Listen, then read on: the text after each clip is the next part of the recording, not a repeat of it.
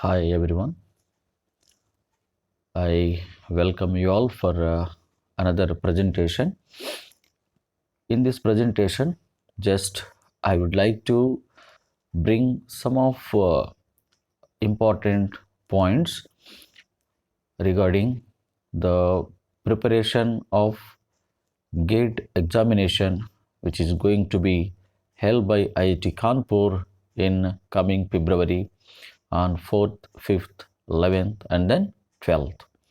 And first of all, I wish you all a very best for your preparation and for your examination.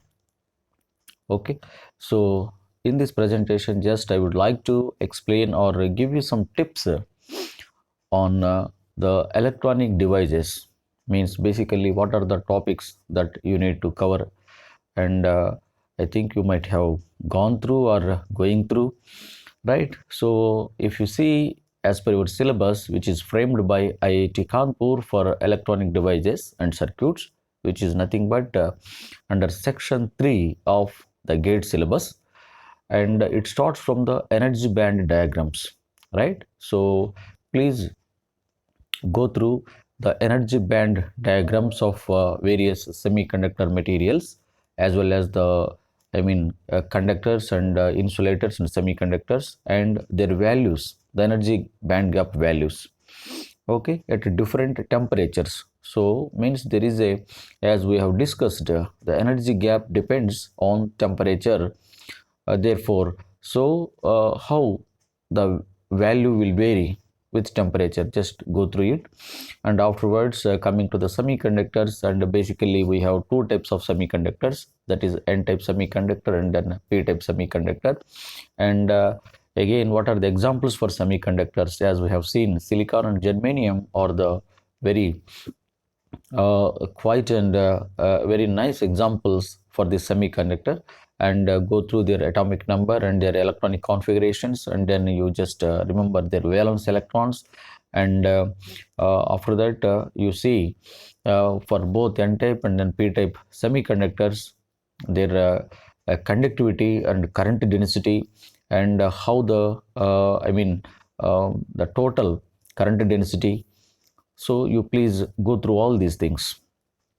And afterwards, if you see that for a total conduction current density in a semiconductor, right? So that is because of the drift current as well as the diffusion current. So go through what is the drift current, and remember all the mathematical expressions, and like Vd is equal to mu into E. That's we already explained, we have seen that. Okay, that is the drift current. So for drift current, the electric field is required, for this uh, I mean for this drift current. Whereas if you see the diffusion current, so there is no requirement of this electric field, it needs the concentration gradient, right? So the concentration gradient, because of the concentration gradient, the diffusion current will be generated. Now if you combine both the drift current as well as the diffusion current, then that gives the total current density in the semiconductor, right? And then we have seen the mobility also, right? In one of the GATE examinations, the units, SI units of mobility also asked. Therefore, never neglect any minute thing, go through all these things. And afterwards, and then your PN diode, right? So the P type material and N type material, if you join together, so thereby the very basic diode will be formed, one of the electronic component, that is PN diode. So the diode can be used in both the biases, as you know, that is forward bias as well as the reverse bias, right? So in the forward bias, if you see, one type of important capacitance will come across, that is nothing but diffusion current. And whereas if you use the diode in the reverse bias, there you will get the another kind of capacitance, that is C suffix T, transition capacitance. Yeah, just now as we have discussed, so just in continuation to that, just I want to give you some just brief information, as per this is for electronic devices actually. It is for electronic devices. Means what are the topics that quickly you should go through actually, nothing but as per your syllabus only. So start from the energy band diagrams actually, right? It is energy band diagram. So in the energy band diagrams, nothing but EG, energy gap, is the very important parameter that you need to remember. As we have seen in our previous presentation or earlier presentation on this EDC, there we have seen the classifications of materials, that is insulators, right? Insulators, and then conductors, right? And then semiconductors. So these are the three types of classifications of the materials based on their energy band diagram, that is based on EG we have seen. So what are the values of EG and how this EG, okay, how this EG means energy gap will depends on temperature. How this EG will depends on temperature, that we have seen actually. So please remember that. And similarly, coming to that, what are the values, energy gap values for insulators as well as conductors and then semiconductors. Also please remember and go through that. What are the examples for the insulators and then conductors and then semiconductors, right? And then, so again coming to the semiconductor, right? So what are the types of semiconductors? Basically we have N type and then P type semiconductor. Again in the N type semiconductor, okay, how the conductivity basically. So from that Ohm's law which we have seen actually, J is equal to sigma into E actually. This is current conduction current density, and then this is the conductivity and then applied electric field. So with this sigma is nothing but conductivity actually. So conductivity, and J is the conduction current density. And what are their SI units? SI units, please go through it. Please remember the SI units of current, okay, conduction current density and conductivity and applied electric field, right? So and then these are for N type semiconductor, as well as for P type semiconductor also similar kind of things will come. So that is J suffix P, and again J sigma suffix P, and then applied electric field means. So that is the conductivity for P type material, conduction current density for P type material, like that. And then what is the total current conduction density of semiconductor? So that is nothing but it is J is equal to J suffix N and then J suffix P, means conduction current density of electron, conduction current density of hole. If you combine these two, then this gives the total conduction current density of a semiconductor, right? So these are the things that you need to remember. And then as well as after that you have again in the semiconductor you have two variations of the semiconductor, means there are two variants actually. That is again that is nothing but intrinsic semiconductor. Normally intrinsic semiconductor nothing but pure semiconductor, as well as extrinsic semiconductor, that is nothing but impure semiconductor, right? So in these again, in pure semiconductor you know that the electron as well as the hole concentrations are equal, that is N is equal to P, and that is equal to N suffix I, is it not? Therefore thereby again in that is in a pure semiconductor, N, the electron concentration and then hole concentration equal, and that is equal to N suffix I.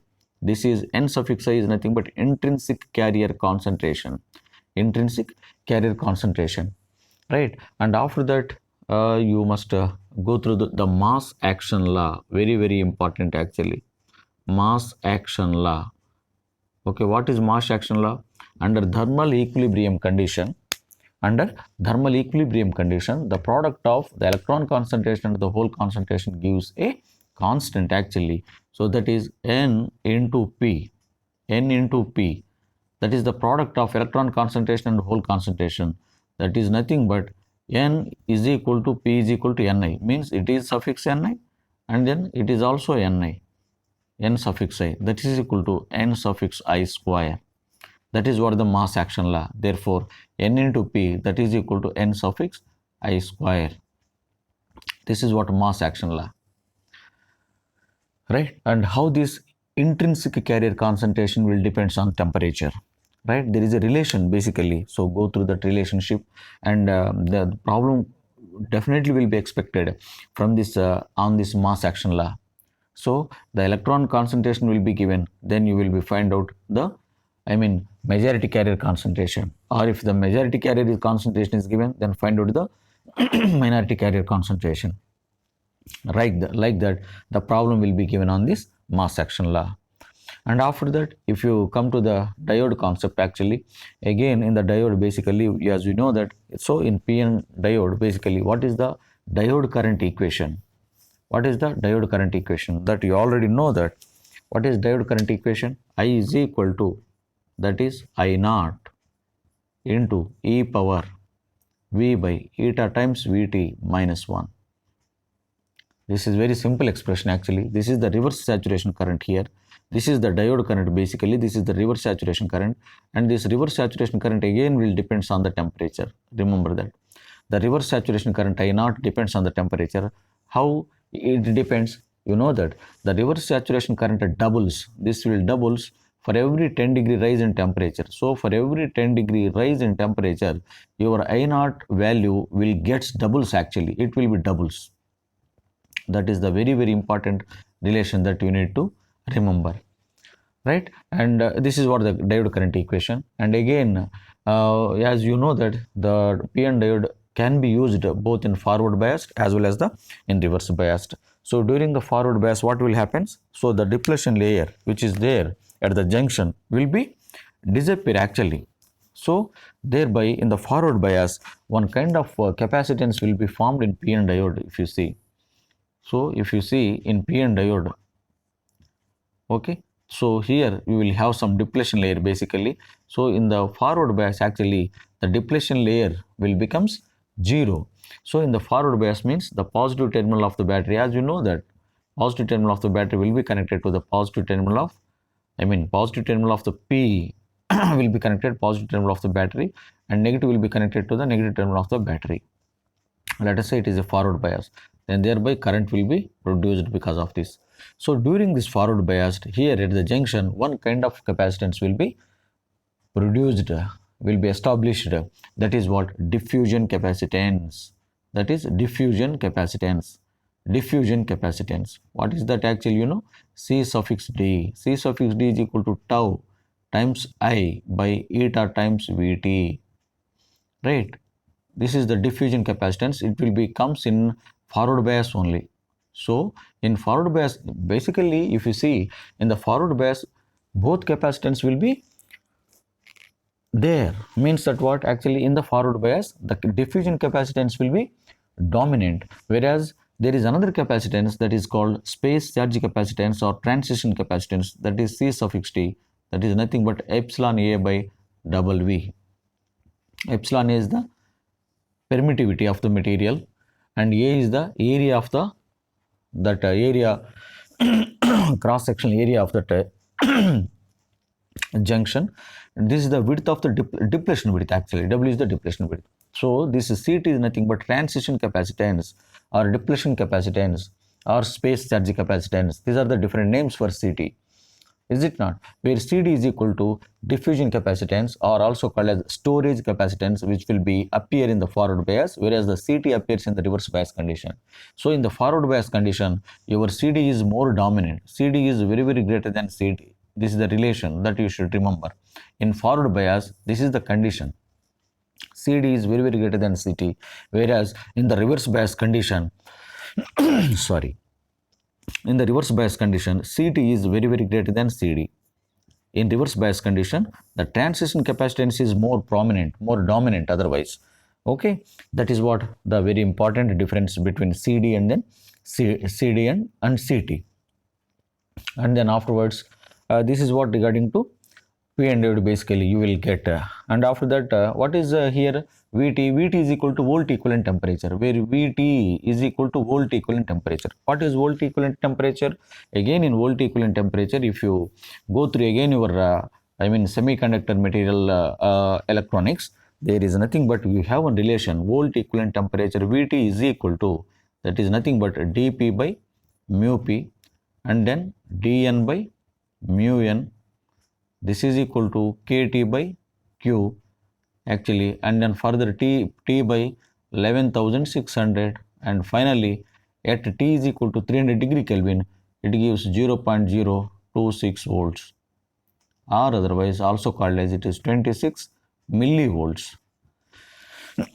So this is the relation for Vt. This is called volt equivalent temperature. This Vt is called as volt equivalent temperature, also called as Einstein's relationship. This is called Einstein's relationship. Okay, Einstein's relationship actually. You may be expected that maybe they may give any parameter, maybe dP will be given. They will ask you find out mu p. Okay, so if mu p is given, then dP they may ask find out the diffusion constant for hole. This is the mobility for hole mobility, diffusion mobility. This is the electron diffusion constant, whereas this is the electron mobility. Here, where K is the Boltzmann constant, T is the temperature in degree Kelvin, Q is the charge of electron. So this is the very important equation that you need to remember. This is called Einstein's relationship, or otherwise Vt is called as the volt equivalent temperature at T is equal to 300 degree Kelvin, that is at room temperature. This is called as room temperature, or also 300 degree Kelvin, then the value of Vt is equal to 26 millivolts. That is what volt equivalent temperature. This is regarding your p-n diode.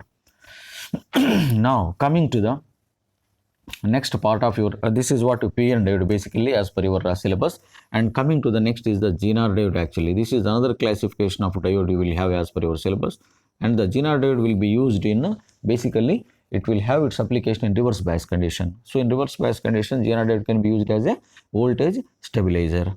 Therefore in the examination you may be expected some problem on Zener diode. Basically they may give you some circuitry like this, and this is some Zener diode will be they will give actually, right? And then after that they may give some RL, load resistance, and sometimes they will ask you that find out the load regulation and then line regulation. Right? So load regulation and then line regulation, so you know that already. Therefore just I want to remind you, I want to just bring to your notice is that, because you should not forget any topic without preparation. For that purpose just I want to give you to brief you, and this is what the regarding the Zener diode. And afterwards then you have coming to the transistor part. Again in the transistor you will have basically in transistor part you will have BJT, normally you BJT and then FET, and then you will have as per syllabus MOSFET, is it not? And then CMOS, you have CMOSFET. Clear? So these are the things you have as per your syllabus actually. So BJT means again you know that bipolar junction transistor, it is a 3-terminal device basically, as you know that. So here a CB as well as CE and then CC configuration will be there, because BJT can be used in 3 configuration. However, these can be used as an amplifier in CB and CE only. So CC cannot be used as an amplifier because the common collector configuration can be used for some other application. Actually this can be used as the voltage, I mean impedance matching circuit. This can be used as an impedance matching circuit actually, and this CC can also be called as an voltage follower. The CC, the common collector, can be also be as named as or called as the voltage follower. So right, so whereas if you see the CB and CE, these are the 2 important things can be used as an amplifier. Again if you compare these, your CE is the mostly widely used configuration as an amplifier, and again you don't know that in CB configuration the current gain is alpha, whereas in CE configuration the current gain is beta, whereas in CC configuration the current gain is gamma. Right? So alpha, beta, gamma, and you know the relation between these 3. So what that again coming to their input and output impedances. So in amplifier, so what is the RA value, what is the R0 value, what is the voltage gain, what is the current gain actually, A suffix I current gain. So this is V suffix I voltage gain actually. How these parameters will be I mean what are the values of these for CB as well as C configurations. Go through those value actually, right? And afterwards you have that again you can have some stability also. Maybe they may ask you the biasing also. Depending on the biasing, you know, no? What is the biasing? Biasing is nothing but giving an external voltage to a circuit in order to become that circuit into active condition actually. That is what the your uh, biasing means. Again, in biasing, transistor biasing, if you see, you have three types of biasings are there, right? What are the biasings actually? So biasing are fixed bias or base bias. A second one is the collector to base bias, and the third one is the self bias or otherwise emitter bias, also called as universal divider bias, or okay, and then voltage divider bias. So in all these things, the stability factor is equal to is common actually. It is 1 plus beta by 1 minus beta into it is dou IB by dou IC actually. This is very important relation of the stability factor. Remember that the stability factor must be very less for a stable circuit. If the stability factor is greater, then you can say that the circuit is thermally unstable. So if the S value becomes higher, okay, then you can say that it is unstable system, right? This is what the stability factor. Therefore, in three biases, means the first one is the fixed bias, second one is the collector to base bias normally, collector to base bias, and then the third one is the emitter bias actually. Emitter bias are also called as self bias or fixed bias, also called as base bias, right? Emitter bias or self bias, also called as universal bias, and then voltage divider bias. These are the different names for this emitter bias actually, right? So in these three cases, basically, what are the S values? What are the stability factor values you need to remember? This is what basically about the transistor, BJTs. And then coming to the FET also same. In FET, you have N channel FET and then P channel FET normally. And again, you may have that the channel, how the channel width will depends on the applied gate voltage actually. How it will depends on the gate voltage, gate to source voltage, and how the channel width will increase or decrease. So you will have, so there you can have the drain current. Basically, drain current is equal to IDSS into 1 minus VGS by VP whole square. So this is the drain current equation, you must remember. So ID is the drain current, IDSS is the drain saturation current, VGS is the gate to source voltage, VP is the pinch off voltage, right? So what is a pinch off voltage? That you go through it actually, right? And as in the case of the transistor in FET also, the FET, as it has three terminals basically, drain, source and then gate. This FET can also be used in three configurations: common source, common drain and then common gate. So these are the three configurations in which FET can be used, right? So FET has advantages than BJT, right? And similarly in FET you have two types of operations, that is depletion mode and then enhancement mode, right? That is what regarding FET. And after that, the second is the MOSFET. MOSFET is the metal oxide semiconductor field effect transistor, right? And after that again we have CMOS. CMOS means it is a complementary metal oxide semiconductor field effect transistor. So basically you will have some gain calculations and then so different formulas you will be expected. Gain bandwidth calculations in CMOS actually. So it is a combination of both NMOS as well as the PMOS, and as one of the advantage of the CMOS is that it is a low power consumption device.